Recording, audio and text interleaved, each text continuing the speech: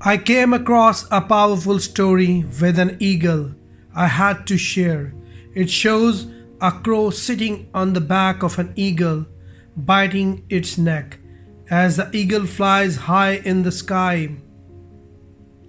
The story says the crow is the only bird brave enough to attack an eagle. It jumps on the eagle's back and starts pecking at it. But the eagle doesn't fight back. It doesn't waste energy trying to shake the crow off. Instead, it just opens its wings and soars higher. As the eagle rises higher and higher, the air becomes thinner and the crow can't breathe. Eventually, the crow falls off and the eagle is free. Now here is the lesson. Stop wasting your time with the crows of life.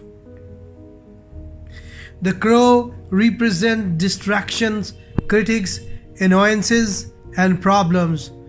Things that peck at you, trying to bring you down. You can choose to fight them, or you can rise above like the eagle. You rise higher by becoming better, by learning, growing, and staying focused, by improving yourself.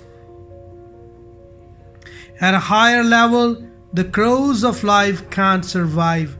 They can't breathe where you are going. So when life challenges you, be like the eagle. Go higher. That's where freedom and strength begin.